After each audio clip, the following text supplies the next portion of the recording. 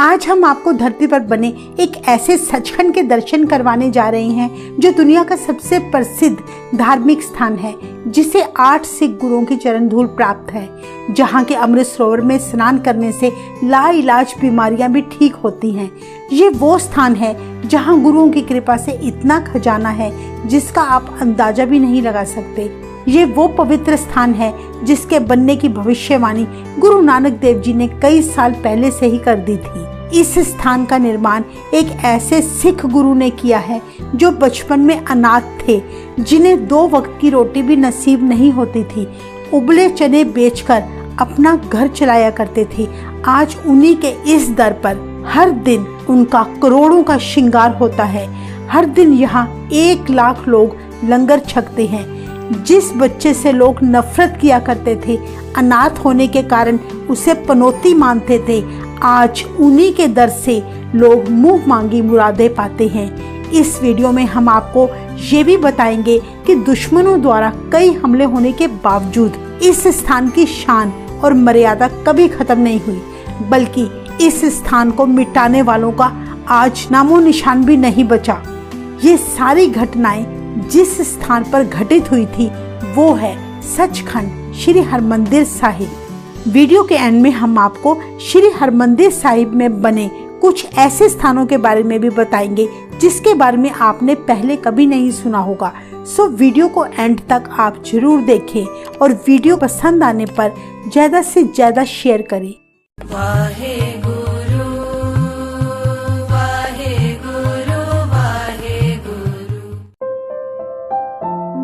सचखंड श्री हरमंदिर साहिब सिख धर्म का सबसे प्रसिद्ध ऐतिहासिक गुरुद्वारा है जो पंजाब के अमृतसर शहर में स्थित है। इस गुरुद्वारे का निर्माण 5वें गुरु श्री गुरु अर्जन देव जी ने करवाया था। ये वो पवित्र धरती है जिसे 8 गुरु साहिबान की चरण छू प्राप्त है। केवल 8वें गुरु श्री हरकृष्ण साहिब जी और 10वें गुरु गुरु गोबिंद सिंह जी श्री हरमंदिर साहिब की धरती पर नहीं आए। अगर हम श्री हरमंदिर साहिब के निर्माण से पहले की बात करें तो यहाँ पर पहले एक जंगल हुआ करता था और बहुत सी झीलें थी। यहाँ का शांत वातावरण होने के कारण बहुत सारे ऋषि मुनि यहाँ आकर तपस्या किया करते थे। पर इस जगह को पहचान तब मिली जब गुरु नानक देव जी भाई मर्दाना जी के साथ अपनी उदासियों के दौरान सुल्तानपुर जाते समय यहाँ पर कुछ दिन रुके थे। गुरु जी के आने की खबर सुनकर तब सुल्तानविंड में रहने वाला एक भाई तारा था जो गुरुजी और भाई मर्दाना जी के लिए बड़े प्रेम से कड़ा प्रसाद लेकर आया। भाई मर्दाना जी ने जब वह प्रसाद चखा तो कहने लगे, गुरुजी यह तो बहुत स्वाद है, लगता है जैसे अमृत हो। गुरु नानक देव जी ने तब भाई मर्दाना जी के साथ वचन किया कि आने वाले समय में इस जगह पर अमृत बरसेगा। यहाँ एक ऐसा नगर बसेगा जो भक्ति और मुक्ति का केंद्र बनेगा। कहा जाता है कि कुछ समय बाद दूसरे गुरु अंगद देव जी इस धरती पर आए। इसके बाद जब तीसरे गुरु अमरदास जी यहाँ आए तो यहाँ का शांतमयी सुखद वातावरण देखकर उन्होंने एक नगर बसाने का फैसला कर लिया, जिसके लिए उन्होंने तुंग गांव के जमींदारों से जमीन खरीदी और चौथे गुरु रामदास जी की सेवा लगा दी। गुरु रामदास जी ने 1577 ईस्वी में इस जगह पर गुरुद्वारा साहिब बनाने के लिए सरोवर की खुदवाई शुरू करवाई और पंजाब के 55 व्यापारियों को इस स्थान पर लाकर बसा दिया और इस शहर का नाम रखा गया रामदासपुरा, जिसे बाद में गुरु का चक नाम दिया गया। जिस सरोवर को गुरु जी ने खुदवाया था उसका नाम अमृत सरोवर रखा गया, इसीलिए इस शहर का नाम सरोवर के नाम से अमृतसर पड़ गया। गुरु रामदास जी के ज्योति जोत समाने के बाद उनके पुत्र 5वें गुरु अर्जन देव जी ने इस कच्चे सरोवर को पक्का कराया और सरोवर के बीचों बीच जहां गुरु अमरदास जी और गुरु रामदास जी बैठकर भजन बंदगी किया करते थे, संतों को उपदेश देते थे, उसी जगह पर गुरु अर्जन देव जी ने श्री हरमंदिर साहिब का निर्माण करवाया। कहते हैं कि गुरु अर्जन देव जी ने श्री हरमंदिर साहिब का नक्शा खुद तैयार किया था और सेवा की सारी जिम्मेदारी गुरु घर के सेवक बाबा बुड्ढा जी को सौंप दी। गुरु जी ने अमृतसर शहर का बहुत विस्तार और विकास किया। उन्होंने बड़ी गहरी सूझबूझ के साथ श्री हरमंदिर साहिब का निर्माण करवाया। जैसे हरमंदिर साहिब को जमीन के लेवल से नीचे बनाया गया ताकि जो भी श्रद्धालु गुरुद्वारा साहिब में प्रवेश करे वे सीढ़ियां उतरकर झुककर आए और अकाल पुरख के दर्शन करें। बाबा बुड्ढा जी ने जब गुरु जी से इस बात का कारण पूछा कि सभी धर्मों के स्थान ऊपर सीढ़ियां चढ़कर बनाए गए हैं, पर हरमंदिर साहिब में सीढ़ियां नीचे उतरकर क्यों प्रवेश किया जाता है, तब गुरु अर्जन देव जी ने बाबा बुड्ढा जी से वचन किया कि परमात्मा हमेशा नीचे झुककर चलने वाले को ही मिलता है। इस बात से ये पता चलता है कि गुरु अर्जन देव जी की सोच कितनी बड़ी थी। 15वीं सदी में गुरु अर्जन देव जी ने श्री हरमंदिर साहिब की नींव तब एक मुसलमान फकीर मियां मीर से रखवाई। जब मियां मीर ने ईंट को अपने हाथ में लेकर 3 बार पलटा तो ये देखकर गुरु जी ने वचन किया कि भविष्य में श्री हरमंदिर साहिब 3 बार टूटकर बनेगा।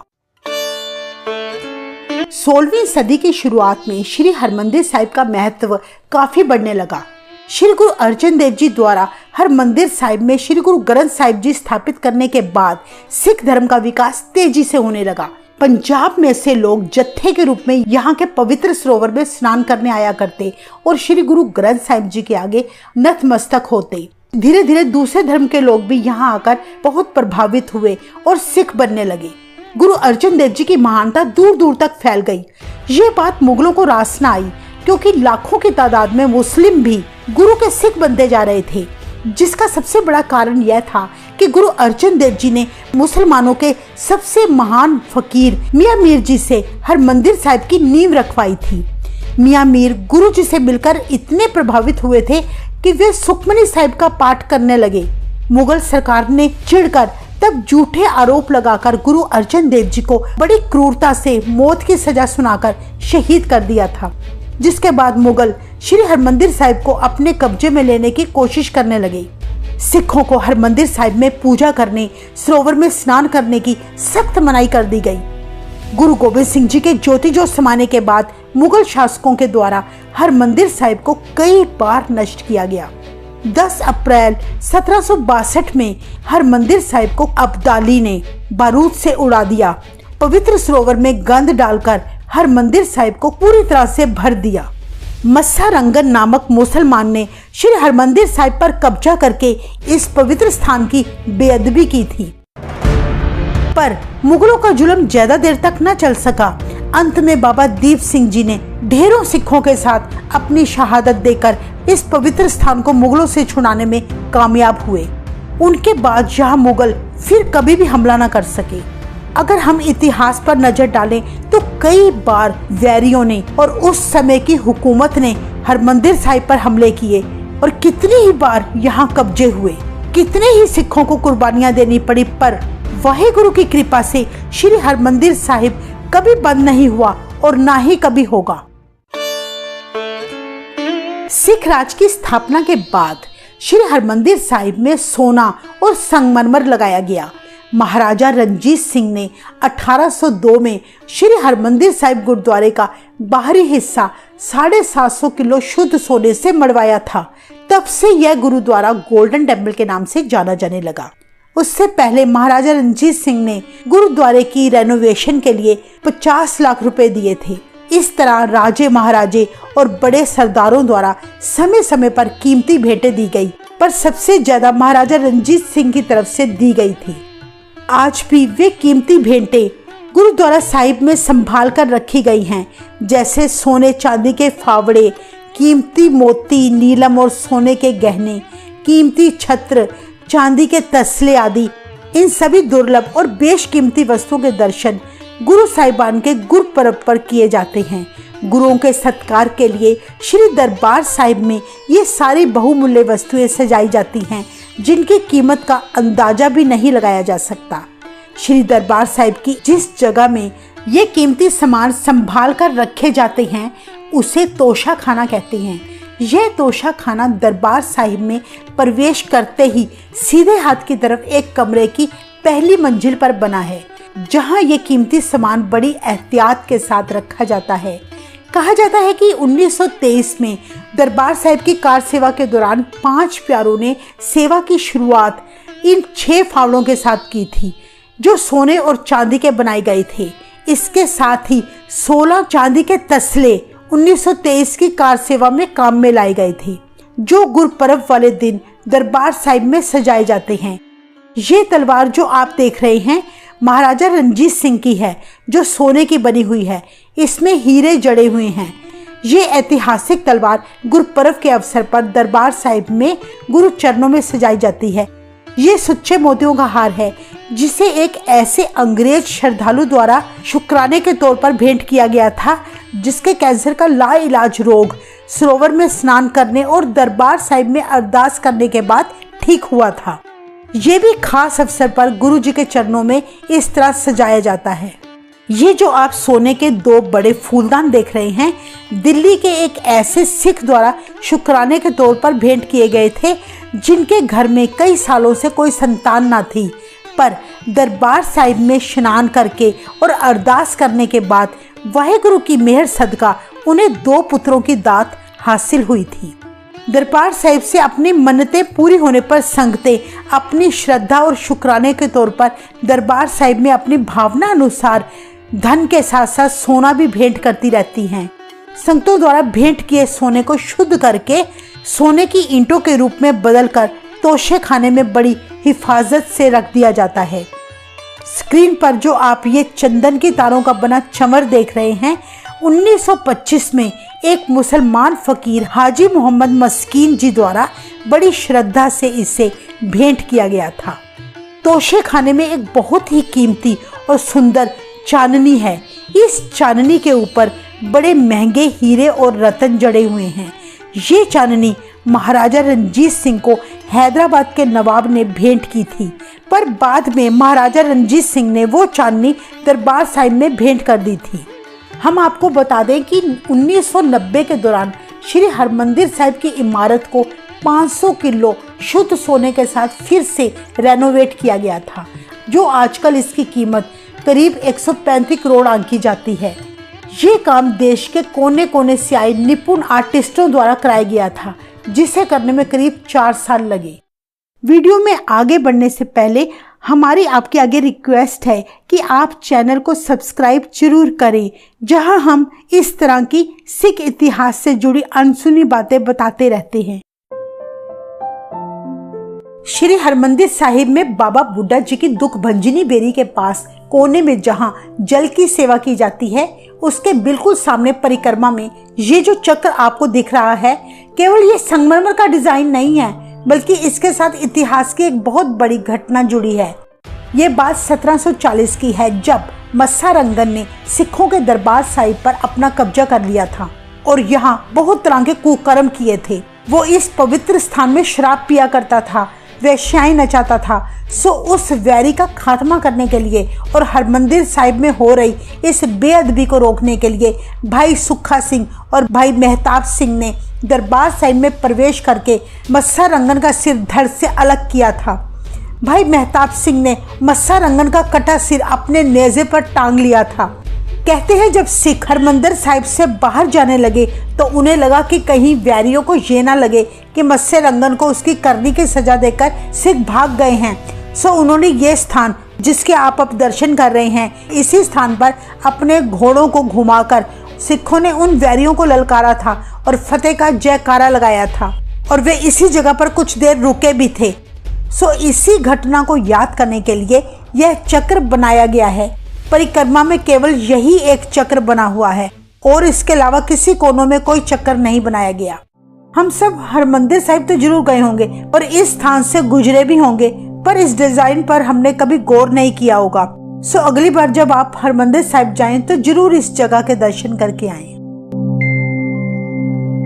अक्सर देखा जाता है जब संगतें श्री हरमंदिर साहिब में आती हैं तो ज्यादातर संगतें श्री हरमंदिर साहिब में गुरु ग्रंथ साहिब महाराज के दर्शन करके लौट जाती हैं, पर दरबार साहिब के बिल्कुल सामने बने श्री अकाल तख्त के दर्शन कम ही लोग करते हैं। हम आपको बता दें कि श्री अकाल तख्त साहिब की बहुत महानता है, क्योंकि यह स्थान छठे गुरु श्री हरगोबिंद साहिब जी ने 15 जून 1606 में बनवाया था। यह सिख धर्म के 5 तख्तों में से पहला तख्त है जहां सिख धर्म से जुड़े सारे ऐतिहासिक फैसले लिए जाते हैं। क्या आपने कभी ध्यान दिया कि श्री हरमंदिर साहिब के सामने बनी श्री अकाल तख्त की यह इमारत कुछ टेढ़ी बनाई गई है, जैसे कि आप स्क्रीन में देख सकते हैं। क्या आप इसका कारण जानते हैं? असल में जब अकाल तख्त से सिख जत्थेदार कोई फरमान सुनाते हैं तो अकाल तख्त से उन्हें हरमंदिर साहिब के दर्शन होते हैं। मतलब वे जत्थेदार श्री हरमंदिर साहिब का ध्यान करके फरमान सुनाते हैं, पर हरमंदिर साहिब से अकाल तख्त के दर्शन नहीं होते, जिसका अर्थ है धर्म के आगे राजनीति फीकी है, क्योंकि श्री हरमंदिर साहिब की इमारत धर्म को और अकाल तख्त की इमारत राजनीति को दर्शाती है। इसके अलावा अकाल तख्त की इमारत टेढ़ी होने का एक ये भी कारण है कि जब हम अकाल तख्त को माथा टेकते हैं तो हमारी पीठ श्री हरमंदिर साहिब की तरफ नहीं होती, जो बिल्कुल सही है। इसीलिए दोनों तरफ माथा टेकने पर किसी भी तरफ पीठ नहीं होती। इस बात से ये पता चलता है कि हमारे गुरुओं ने हरमंदिर साहिब बनाने में और अकाल तख्त बनाने में कितनी बारीकियों का ध्यान रखा है। हम आपको ये भी बता दें कि श्री गुरु हरगोबिंद साहिब जी ने अकाल तख्त की ऊंचाई दिल्ली के तख्त से 1.5 फुट ऊंची बनाई थी, जिसका कारण था कि दुनिया के जितने भी तख्त हैं पर अकाल तख्त से ऊंचा कोई तख्त नहीं हो सकता, क्योंकि अकाल तख्त अकाल पुरख प्रभु का सिंहासन है जो हमेशा सभी तख्तों से ऊंचा ही रहेगा। श्री हरमंदिर साहिब के निर्माण के दौरान एक बार गुरु अर्जन देव जी ने संगतों को उपदेश दिया कि अमृतसर में बना दरबार साहिब निरंकार की पुरी है और प्रभु के नाम का महान तीर्थ है, जो सिखों को दी गई एक बेशकीमती दात है। गुरु अर्जन देव जी ने अपनी बानी में भी कहा है, रामदास सरोवर नाते सब उतरे पाप कमाते। गुरुजी कहते हैं कि हमारे किए हुए पाप हरमंदिर साहिब में स्नान करने से उतर जाते हैं। निर्मल होए कर इश्नाना गुर पूरे कीने दाना। गुरुजी कहते हैं कि सतगुरु ने हमारे ऊपर कृपा करके ऐसी दात बख्शी है कि यहाँ स्नान करके हमारा मन पवित्र हो जाता है। इस सरोवर का जल अमृत के समान पवित्र माना जाता है और गुरुओं की इस पर इतनी बख्शीशें हैं कि जो भी यहाँ स्नान करता है उसके सभी तरह के रोग दूर हो जाते हैं। इस बात के हजारों प्रमाण हैं जो हमारे लिए एक वीडियो में बताना बहुत मुश्किल है, इसलिए हम आपके सामने कुछ प्रमाण बता रहे हैं। जैसे एक बार दूनी चंद नाम का बड़ा अहंकारी साहूकार था। उसने अपनी 7 बेटियों से एक दिन प्रश्न पूछा कि बताओ तुम किसका दिया खा रही हो, ये सारे सुख तुम्हें कहाँ से हासिल हुए हैं। उसकी बेटियों ने जवाब दिया, पिताजी हम तो आपका दिया खा रहे हैं। पर उसकी छोटी बेटी रजनी ने कहा, पिताजी मैं उस परमात्मा का दिया खा रही हूँ जो सब जीवों का पालनहार है। ऐसे शब्द सुनकर दूनी चंद ने गुस्से में आकर अपनी बेटी रजनी का विवाह एक गरीब कोढ़ी व्यक्ति के साथ कर दिया। रजनी विवाह के बाद दर दर भीख मांगकर गुजारा करने लगी। एक दिन वो पति पत्नी भीख मांगते हुए अमृतसर की बेरी के इस पेड़ के नीचे आकर आराम करने बैठ गए। उसके पति ने तब कुछ कौओं को सरोवर में से निकलते देखा जो स्नान करने के बाद सफेद रंग के हो गए। ऐसा चमत्कार देखकर उसने भी सरोवर में स्नान किया, जिसके बाद उसका सारा कोढ़ ठीक हो गया। ऐसे कई चमत्कार आज भी यहाँ देखे जाते हैं। इसीलिए गुरु रामदास जी ने इस स्थान का नाम दुख भंजनी बेरी रखा था। इस दुख भंजनी बेरी के सामने ये जो थड़ा साहिब है, 1577 में गुरु रामदास जी इसी जगह पर बैठकर सरोवर की खुदवाई करवाया करते थे और इसी स्थान पर बैठकर श्री गुरु अर्जन देव जी हरमंदिर साहिब की कार सेवा करवाते थे। गुरु अर्जन देव जी ने रामकली राग में इसी स्थान पर बैठकर 68 तीर्थ जय साध पग तरह का शब्द उच्चारण किया था, जिसका अर्थ है कि जिस जगह पर साधु संत बैठ जाते हैं वो स्थान 68 तीर्थों जितना पवित्र हो जाता है। इसीलिए इस स्थान का नाम तब से थड़ा साहिब 68 तीर्थ प्रचलित हो गया। श्री हरमंदिर साहिब में प्रवेश करने के लिए दर्शनी ड्योढ़ी से एक पुल बना हुआ है, जो उस समय उड़द की दाल से बनाया गया था। दाल को हाथ से चलाने वाली चक्कियों से पीसा गया था। इस पुल की लंबाई 200 फीट और चौड़ाई 21 फीट है। जैसा कि आप सब जानते हैं, श्री हरमंदिर साहिब के 4 दरवाजे हैं, पर पुल एक ही है, जो ये दर्शाता है कि हम चाहे किसी भी जात के, किसी भी धर्म के क्यों ना हो, पर परमात्मा तक पहुंचने का रास्ता सिर्फ एक है। श्री हरमंदिर साहिब पर मौजूद आपने ऊपर ये छोटी गुंबदें तो जरूर देखी होंगी। ये गुंबदें वैसे ही नहीं बनाई गई, इनके पीछे भी एक खास वजह छिपी है। ये गुंबदें सीधी और उल्टी दोनों तरफ से 19-19 हैं। जब श्री गुरु ग्रंथ साहिब जी का प्रकाश होता है तो उसमें अगर हमने ध्यान दिया हो, श्री गुरु ग्रंथ साहिब जी के एक अंग पर 19 लाइनें होती हैं और दूसरे अंग पर भी 19 लाइनें होती हैं। इस तरह दरबार साहिब में बनी 19-19 गुंबदें श्री गुरु ग्रंथ साहिब जी का प्रकाश दर्शाती हैं। सचखंड श्री हरमंदिर साहिब की जो इमारत आजकल हम देखते हैं, ये वो इमारत नहीं है जो पहले समय में गुरु अर्जन देव जी ने बनवाई थी। अहमद शाह अब्दाली के हमले के बाद श्री हरमंदिर साहिब की ये पहली इमारत नष्ट हो गई थी। तब जस्सा सिंह आलूवालिया के द्वारा श्री हरमंदिर साहिब का दोबारा निर्माण करवाया गया, जो इमारत आजकल हम देखते हैं। और जो हरमंदिर साहिब गुरु अर्जन देव जी ने पहले बनवाया था, उसका नक्शा गुरु जी ने खुद तैयार किया था। उन्होंने इसका नक्शा इतने आधुनिक और वैज्ञानिक ढंग से बनाया था कि उस समय किसी भी तरह के माइक और स्पीकर की सुविधा नहीं होती थी, पर फिर भी जब श्री दरबार साहिब जी में शब्द कीर्तन होता था, बानी उच्चारण होती थी, तो पूरे हरमंदिर साहिब के कॉम्प्लेक्स में सुनाई देता था। श्री हरमंदिर साहिब देश विदेशों में लोगों की आस्था का बहुत बड़ा केंद्र है। अपने ऐतिहासिक महत्व के साथ साथ ये स्थान सबसे बड़ी रसोई के लिए भी विश्व भर में लोगों को आकर्षित करता है। गुरु रामदास जी लंगर हॉल में करीब 1 लाख लोग हर रोज लंगर छकते हैं। इतनी बड़ी संख्या में संगतों के आने के बावजूद सारा लंगर बड़े ही सलीके और तेजी से तैयार किया जाता है। संगतें बढ़ चढ़कर बड़ी श्रद्धा भाव से वाहेगुरु का जाप करते हुए लंगर सेवा करती दिखाई देती हैं। गुरुपुरब वाले दिन 3 से 5 लाख तक संगतें यहाँ आकर लंगर छकती हैं। यहाँ हर रोज 2 लाख रोटियां, 1.5 टन दाल और 25 क्विंटल अनाज का इस्तेमाल होता है। हर रोज 100 LPG सिलेंडर, 5000 किलो लकड़ी का इस्तेमाल किया जाता है। 24 घंटे चलने वाले गुरु के लंगर के कारण कोई यहाँ से भूखा नहीं जाता। लंगर पंगत में बिठाकर परोसा जाता है। यहाँ सैकड़ों श्रद्धालु हर समय सेवा करते हैं और लंगर की व्यवस्था करते हैं। लंगर बनाने के लिए अलग से सेवादार नहीं रखे जाते, लोग अपनी इच्छा से यहाँ सेवा करते हैं।